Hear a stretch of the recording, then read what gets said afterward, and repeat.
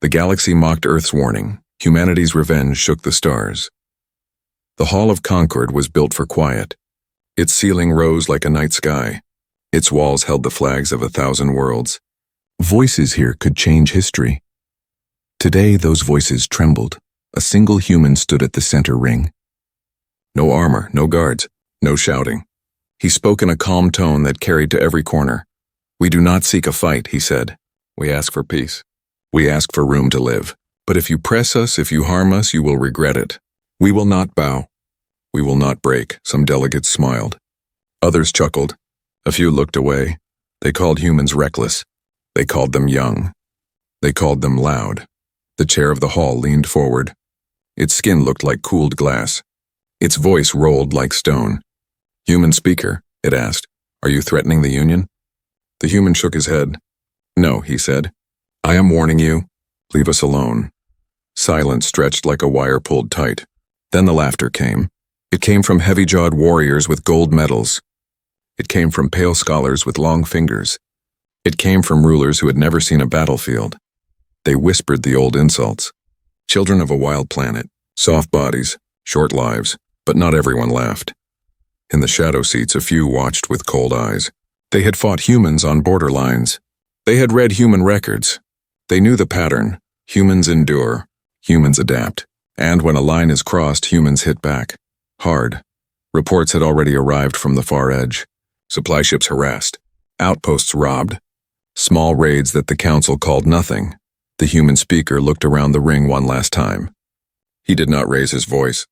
He did not threaten. He only said, slow and steady, "You think we are small. You think we will forget. We do not forget. We do not forgive. Please do not make us prove it." This time no one laughed. Not out loud. But pride is a stubborn thing. The debate raged for hours after the human left. Some wanted to respect the warning. Most wanted to ignore it. They said Earth must learn its place. They voted to let a disciplinary coalition form. Across the stars, engines woke. War banners rose. Cruisers shaped like knives gathered on the edge of human space. Commanders talked about quick victory. They saw human colonies as light targets. They promised triumph in weeks. Yet one elder in the hall felt a chill. He remembered lines from human history. Cities burned and rebuilt. Armies lost and replaced. Loss turned into fuel. Weakness turned into will. He tried to speak again. His words drowned under applause. Far from the hall on quiet Earth, another kind of silence began. Factories dimmed their lights and worked through the night. Shipyards closed their gates and went dark from space. Launch cycles shifted. Traffic lanes changed. Public feeds fell quiet. No threats, no speeches, only preparation. On the colony of Holborn, dawn came with fire. Alien ships cut the sky open. Fields burned. Sirens cried. Farmers grabbed rifles. Pilots climbed into battered craft. Civilians ran messages through smoke and ash. They fought until shields failed. They fought until walls fell. They fought until they were dragged away in chains. The coalition broadcast victory. The hall cheered. The chair praised swift action, but hidden inside the reports was a detail many missed. The humans of Holborn had not begged. They had not bent. They had resisted to the last tool, the last round, the last breath. That kind of spirit spreads like a spark in dry grass. More raids came. More worlds bled, and still the human core stayed quiet. Borders sealed. Fleets stopped moving. No surrender, no answer. The coalition called it fear. A few officers called it something else. Waiting. On another frontier world, the invaders arrived to empty streets. Mines floated in the dark like seeds. Ambush ships hid in dust rings. Half the enemy fleet vanished inside a field of invisible knives. Whispers crossed mess halls and cargo bays. Humans are planning something. In the Hall of Concord, the air grew heavy. The flags did not move. The stars outside seemed too still. They had laughed at the warning. They had signed the order. They had sent the fleets. They did not yet understand what silence can mean. It can be fear. It can be grief. It can also be a hand on a sword, waiting. Somewhere deep behind sealed borders, a storm gathered without sound. Blueprints changed. Engines improved. Weapons no one had seen were tested far from prying eyes. No trumpet, no banner. Only the slow turning of a wheel. History would mark that day in the hall. The day the warning was ignored. The day pride chose the path. The day the galaxy set its own trial, and Earth kept its quiet. Not broken, not beaten, ready. The coalition thought it had already won. After the fall of Holborn, its generals drank to victory. They spoke of Earth as a lesson learned, a noisy child finally silenced. They called the humans dramatic, overconfident, doomed. But the truth was, none of them truly understood the meaning of human silence. Earth did not speak. It did not send ambassadors or protests. No desperate broadcasts were received. The galaxy called it fear, but the humans called it time. The waiting in the dark seas of the Milky Way, humanity's worlds dimmed their lights. Communications went private. Civil traffic vanished. Fleets retreated into their own sectors. Every satellite, every beacon, every voice was quiet. Even human music, once heard across the trade routes, disappeared. The silence stretched for weeks, then months.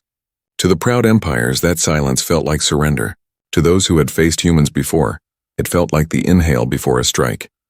Inside old space stations orbiting dead moons, construction continued non-stop. Engines thundered behind soundproof walls. Massive frames were being assembled, their hulls blacker than the void. The engineers never slept. Every hammer strike was a promise. Never again. The ignorance of the council in the Hall of Concord. The laughter had faded. Debates replaced it, long, bitter, arrogant debates. Some warned that humanity's stillness was dangerous. Others waved the warnings aside, saying, "They are finished. Their fleets hide because they fear us." One old delegate, blind in one eye, spoke softly. "Fear does not build factories in silence." But no one listened. The hall voted again, this time to expand the raids. 6 more fleets were assigned to discipline human colonies. The galaxy's arrogance had become its blindfold. The second wave, when the coalition's next attack came, it struck a planet called Nera. It was small, rich in minerals, defended by little more than a few patrol ships. They expected another quick victory. Instead, they found an empty world, quiet, dark, deserted. The moment the first alien cruiser entered orbit, mines hidden in the clouds activated. Invisible lasers cut their engines. Dozens of ships fell burning through the sky. Ground batteries buried in false mountains opened fire, and from behind the dark side of the moon, a hidden human frigate appeared. Small, silent, and merciless. In 6 minutes, the invaders were ash. No messages escaped. Only static drifted through the void. The fear spreads when the coalition tried to contact the Nera fleet. There was no response. Their signals vanished into static. Commanders blamed malfunction. Engineers blamed solar storms. But whispers began to spread. Some soldiers said they saw shadows moving in deep space. Others claimed to hear old Earth songs across comms, soft voices before an explosion. The higher ranks laughed it off. But the soldiers didn't. They began to fear the dark. They began to fear silence. The return to the hall. Then, without warning, the human delegate returned. He walked into the Hall of Concord alone. No guards, no escort, no smile. The chamber fell silent as he stood beneath the banners of the great empires. "You did not listen," he said quietly. "You took what was ours. You killed our people. You laughed. And now you will see." The chair rose angrily. "Are you declaring war?" The human's eyes were calm. "No," he said. "War was declared the moment you invaded our skies." And before anyone could respond, he turned and left. The turning point that night, a coalition cruiser vanished near a gas giant. The next day, 2 more disappeared. By the end of the week, an entire fleet of 30 ships had gone silent.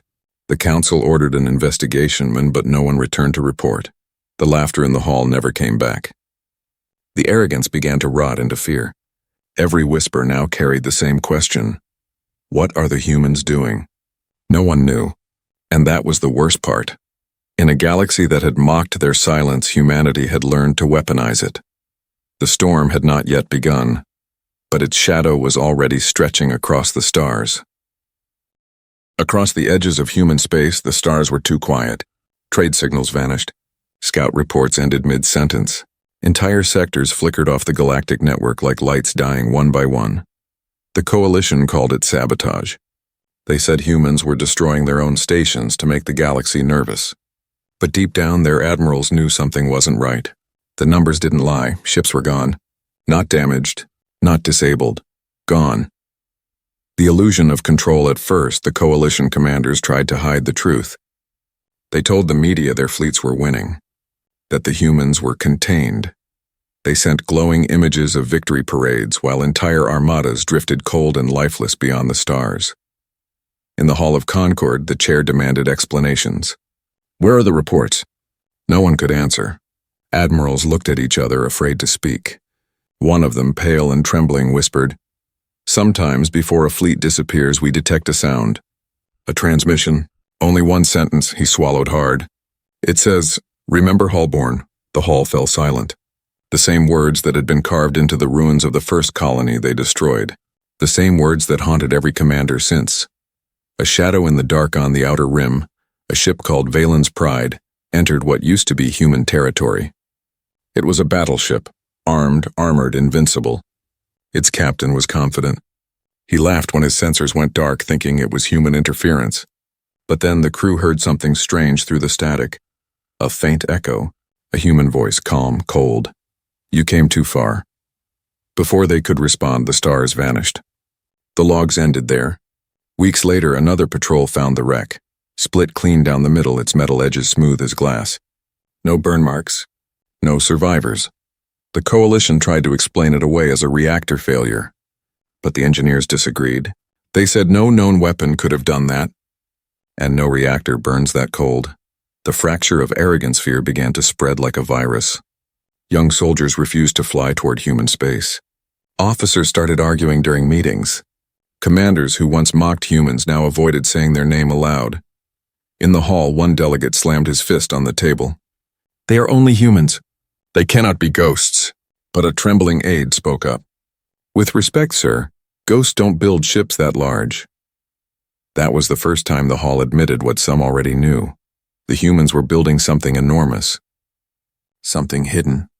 Something patient. The birth of dread news trickled from the frontier. Refugees whispered of black ships appearing out of nowhere, their hulls darker than space, their engines silent. They would appear behind fleets, strike once, and vanish. No warning, no signals, no mercy. At first no one believed it, but then came the images. Grainy footage captured by dying cameras, beams of light slicing through capital ships, entire fleets turning to molten glass in seconds. The coalition tried to retaliate. They sent 5 armadas toward the Sol system. Only one returned, half broken. Crew screaming about ghost fire and machines that moved like thought. The commander of the surviving fleet gave a final report before resigning. His voice cracked as he spoke. "They're not hiding from us anymore. They're waiting for something. And when it comes, we won't be ready." The quiet before retribution on Earth, no celebrations were held. No broadcast claimed victory. Factories worked without pause. In orbit, shipyards glowed like small suns. Every hour, another ship joined the silent fleet. No songs, no slogans, only the sound of engines humming like distant thunder. The Hall of Concord now met in whispers. They had mocked humanity's warnings, dismissed their courage, ignored their pain. But now they couldn't ignore the truth. Humanity wasn't quiet because it was afraid. It was quiet because it was ready. And in that silence, every empire felt the same thing for the first time in 1,000 years.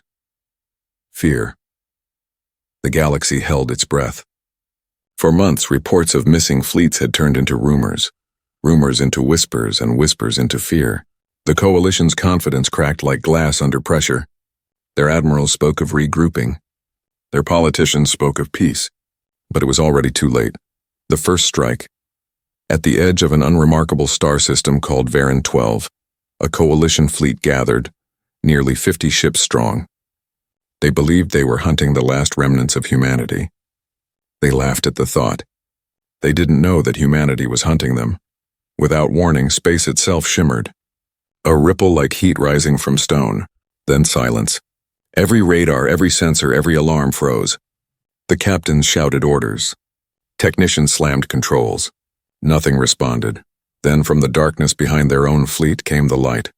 A single pulse, pure, blue, endless, cut across the void. In less than 4 seconds, 9 ships were gone. No explosion, no debris, just vapor. The surviving vessels tried to turn. They never saw the enemy, only shadows. And then one by one their engines died. The human fleet left no survivors, no messages, no trace. Only a single data fragment, recovered from the wreckage later, an encoded message repeating endlessly, "Do not provoke us."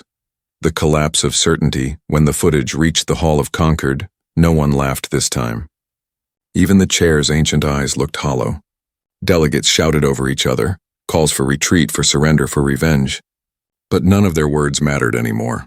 The galaxy's balance had already shifted. Entire trade routes went silent. Merchants refused to pass near human borders. Insurers canceled all coverage for Earth-zone cargo. The great empires that once mocked the humans now built walls of fear around their own skies. And still, humanity said nothing. No demands, no terms, no broadcast. Just silence. The reckoning begins. The next to fall was the world of Lorath Prime. It had once been a proud colony of the Drek-All Empire, a shining city of glass towers and golden rivers. At dawn, their sky burned crimson. Hundreds of human ships appeared like ghosts, flickering in and out of sensor range, moving faster than any known technology allowed. In 2 hours, the city was gone. Not conquered, not occupied, erased. When the smoke cleared, one message remained carved into the blackened metal of the planet's central spire. "We remember, Holborn." The Drek-All Emperor tried to send his remaining fleets to retaliate. They never arrived. The transmission logs showed their ships entering hyperspace and then vanishing from existence. The fear that grew. Wing's other worlds began to surrender before a single shot was fired. Alien governors sent desperate messages to Earth, offering tribute, offering apologies, offering their fleets. No reply came, only the silence that everyone now feared more than death. In the lower decks of starports, pilots whispered of black human ships seen in peripheral vision, so dark that they swallowed light. When the engines of those ships ignited, the stars themselves seemed to fade. No one could explain the technology. No one could even prove it existed. But every empire had the same dream, a voice echoing through the dark. Calm and human, you started this. The hall breaks when the chair finally called another emergency session. The Hall of Concord was half empty. Many delegates had fled their homeworlds, seeking safety in hidden systems. Others simply stopped answering calls. The human delegate had not returned, but his words lingered like a haunting. Every time the chair opened debate, someone repeated them under their breath. "We do not forget. We do not forgive." The session ended without decisions. For the first time in history, the Council, the mighty voice of 1,000 worlds, had no words left. The storm moves on Earth. Rain fell over silent cities. No celebrations, no cheers. Only quiet workers walking beneath metal skies. Above them, the shipyards glowed brighter than the sun. Massive hulls moved slowly through the clouds, black, sharp, unmarked. Each one carried a name: Holborn, Nera, Lorath, and soon more. They were not built for conquest. They were built for remembrance, for balance. The galaxy had thought humans fragile. Now it saw what fragility looks like when it learns to fight back. The moment before the roar, the empires still believed they could survive this. They gathered new fleets larger than anything the stars had ever seen. They prepared for a final push into human space. Their generals said victory would restore order. But deep inside, even they knew the truth. Order was already gone. The humans had taken it, quietly, efficiently, mercilessly. And in that silence, something vast was waiting to be unleashed. They had ignored the warning. Now they would meet the consequence. The silence was almost over. The thunder was coming. The galaxy had never known fear like this. It had seen wars, plagues, and rebellions, but never silence that killed. Never enemies who fought without words, without warning, without mercy. By now, the name human was no longer spoken aloud in most worlds. They were called the Silent Ones, ghosts from the dark edge of the stars. Children were warned not to look toward the Sol sector. Merchants deleted old Earth coordinates from their maps. Yet even in avoidance, everyone waited for the same thing: the next strike. The gathering armadas, the coalition empires, desperate and proud, assembled the greatest armada in living memory. Hundreds of ships from 10 civilizations, each painted with banners of vengeance. They called it Operation Dawnfire. Its purpose to burn the humans out of existence. Admiral Korath, a veteran of 3 wars, stood before his command table and growled, "We strike their home." No hesitation. He believed numbers would crush what courage could not. He believed wrong. The fleets departed to thunderous cheers. Crowds filled their homeworld's skies watching the engines fade into the dark. They thought they were sending heroes. They were sending ghosts to be. The arrival when the Dawnfire Armada reached the edge of human space, they found nothing, no fleets, no defense lines, only empty silence. They advanced further, 1 light year, then 2. Still nothing. Then their sensors began to fail. Static spread across every frequency. Navigation broke. Ships drifted off course. And out of the darkness, a soft light appeared. A single human beacon. Its message repeated endlessly. You were warned. Before the admirals could react, space itself came alive. Dozens of hidden stations uncloaked from asteroid shadows. Thousands of projectiles launched in perfect synchronization, glittering like a field of falling stars. The coalition fired back blindly, but the sky had already turned against them. Every human shot hit with surgical precision as if guided by fate itself. In minutes, communication collapsed. Ships vanished from sensors faster than logs could record. Admiral Korath's final transmission was a scream drowned by static, then silence. The message, through the flames back in the Hall of Concord, panic swept like a storm through the chamber. Delegates screamed for updates. Only one signal came through, a live feed from the wreckage of the Armada. Through smoke and drifting debris, a massive black ship moved across the stars. Its hull bore no insignia, no lights. Only one line carved across its side, glowing faintly red against the void. Remember Holborn. The ship passed the camera without firing. It didn't need to. The message was enough. Then the feed went dark. The fall of pride empires that had stood for millennia began to crumble overnight. Border colonies revolted. Terrified of being seen as allies of the coalition, entire systems fled from their own capitals. The Great Armada had been their pride, and now it was ash. The chair of the hall, once unshakable, called an emergency council. Half the seats were empty. Delegates argued for surrender, but no one knew where to send their plea. Humanity had made no demands. They had asked for no peace. They had said nothing, and that silence was worse than any war cry. The return of the shadows weeks later, something stranger happened. On the planet Varelion, a mining world known for its cruelty toward human prisoners, the sky opened with light. Every orbital weapon platform shut down simultaneously. Human drones descended like falling stars, and without a single bullet fired, the alien overseers simply vanished. When rescue ships arrived days later, they found the mines empty. Only words burned into the dust by plasma fire. Debt paid. The awakening of fear. Every empire began dismantling its fleets. Factories shut down, soldiers deserted, and spaceports were abandoned. It was no longer a war. It was an unraveling. But even as fear spread, Earth remained unseen. No transmissions, no declarations. Only one rumor, that something vast was being built behind the sun.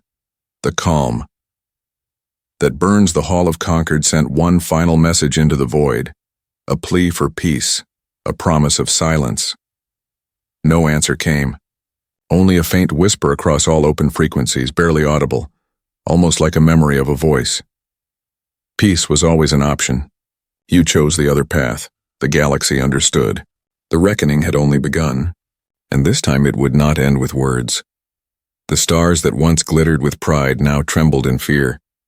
Where the galaxy once sang with trade, politics, and pride, only silence remained. A silence that belonged to humanity.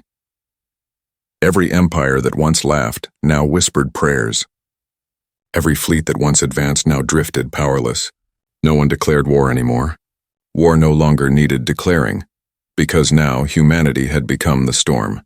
The ashes of Dawnfire months had passed since Operation Dawnfire disappeared into the dark. The Hall of Concord still waited for reports that would never come. Admirals refused to speak. Captains drank themselves into madness, and the chair, once a symbol of galactic strength, stared out into the stars each night and muttered the same words. We should have listened. Then came the recordings.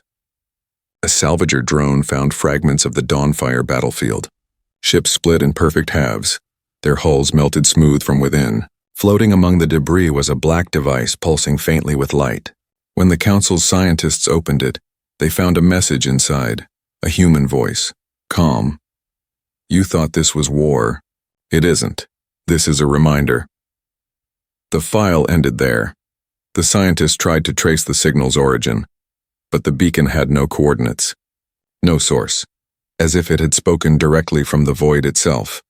The fall of the mighty one by one. The great empires began to collapse. The Drakal throne world vanished overnight. The Zori Dominion's capital cities went dark. On Varen Prime, thousands of ships simply refused to launch, their engines frozen by code they didn't understand. Human cyber viruses, centuries ahead of anything the galaxy had known, had spread quietly through their networks for years. Every defense grid, every navigation relay, every database, infected. No one had noticed until it was too late. When their fleets tried to retaliate, the stars themselves betrayed them. Guidance systems reversed. Weapons misfired. Entire armadas turned against their own worlds. And through it all, Earth said nothing. The return of the Voiceit was on the 3rd month after Dawnfire's destruction that the Hall finally received another signal. Not from spies, not from scouts, from the humans themselves. The screens flickered. Static filled the air. And then a face appeared. The same human delegate who had once stood in their chamber. Older now. Colder. He looked directly into the council's eyes. You tried to teach us fear, he said. Instead, you taught us patience. You burned our homes, enslaved our people, and called us fragile. Now you see what fragility becomes when it learns to fight back. His tone never rose. He didn't need to shout. His voice alone carried power enough to freeze the room. The chair finally spoke. What do you want from us? The man's eyes narrowed.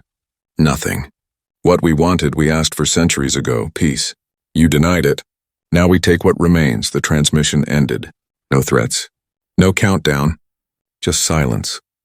The march of the silent fleet that night, observatories across the galaxy saw something impossible. The stars near Sol began to move. Tiny points of light, aligned in perfect geometric formation, spreading outward like a living web. At first, scientists thought they were meteors. Then they realized they were ships. Thousands, tens of thousands, moving as one without sound, without error. The silent fleet had begun its march. World after world watched helplessly as the black tide passed through their skies. The ships did not fire. They did not invade. They simply erased everything that resisted, leaving behind empty planets, cold moons, and monuments of ash. Those who surrendered were spared, but with a message carved into their skies by orbital lasers. Remember what silence means. The death of denial, when the last resistance world fell. The Hall of Concord tried to send a message and an apology, a treaty, anything. But their transmission never left orbit. Their own satellites turned against them, burning their signals before they reached the stars. One by one, the empires surrendered to nothingness. The galaxy's maps were rewritten, not by treaties but by erasure. The once mighty coalitions had become ghosts of their own arrogance. Every system they'd once ruled now floated under the same quiet law. Do not provoke us. The calm after fire, and then, as quickly as it began, the war was over. Human fleets withdrew to the dark edge of the galaxy. No occupation, no demands, no flag raised in victory, only the stillness of deep space. Planets burned and frozen alike waited for retaliation that never came. Humanity didn't conquer. They simply stopped. The silence returned deeper, heavier, eternal. The meaning of silence and time. New species would rise and stories would be told of the reckoning, of how the galaxy defied Earth and paid the price. Children would grow up hearing the warning carved into the ruins, never awaken the silent ones. No one knew if the humans were still out there. But every century near the old Sol coordinates, observers saw faint lights flickering, like cities hidden behind shadows. Some said it was just debris, others whispered that it was the humans still watching. And in every corner of the galaxy, silence became more than peace. It became fear, because everyone remembered what silence could bring, and what humanity had proven it could become. The war was over, but peace had not returned. The galaxy was still, not from harmony but from terror. The lights of 1,000 empires had dimmed, and in their place burned only the memory of what humanity had done. Whole civilizations erased their records of the conflict, hoping to bury the fear. But history has a way of whispering through the cracks, and in every whisper one truth remained. The humans had warned them. The Hall of Ghosts, the Hall of Concord, stood empty now. Its grand banners hung in tatters. Dust covered the seats where once 1,000 voices had shouted. Only the chair remained, alone, blind, and old. He sat beneath the silent emblems of fallen worlds, his trembling hands tracing the cracks in the stone floor. He had seen the end come not with armies, but with silence that devoured sound itself. He had watched fleets vanish, empires burn without smoke, and entire star systems turn dark in a single night. Now, all he could do was wait, and one morning, and if it could still be called morning, a sound broke through the silence. A soft hum. The air shimmered, and before him the image of a human appeared once more, the same delegate, the same calm voice, unchanged by time. The chair could barely speak. What are you now?" The man smiled faintly. "Still human," he said, "just evolved." The old being bowed his head. "What will you do with what remains of us?" The man stepped closer, his image flickering like light over water. "Nothing," he said. "We did what we had to. The rest is up to you." And then, as if remembering something long forgotten, the human added softly, "Peace was always our first language. You just never listened." The projection faded, leaving only the echo of that sentence like a prayer from another age. The world after silence, centuries passed. The galaxy healed but never fully recovered. The great empires became quiet republics, their ships unarmed, their colonies small and humble. They no longer built weapons that reached for the stars. They built gardens instead. Children grew up hearing legends of the Silent Ones, creatures of Earth who turned arrogance into dust. Some called them monsters. Others called them gods. But the truth was simpler. They were human. And that truth frightened everyone more than the myths. The return of the stars one night. A faint signal was detected from the forgotten Sol system. No coordinates. No code, just a voice. Old, weary, unmistakably human. "This is Earth, we remember. The galaxy sleeps in peace again. Keep it that way." The message played only once, and then the signal died, never to be heard again. For years, scholars debated its meaning. Was it a threat, a warning, or a blessing? No one could agree. But across the stars, civilizations began to change. Leaders spoke of humility. Explorers returned home before crossing certain borders.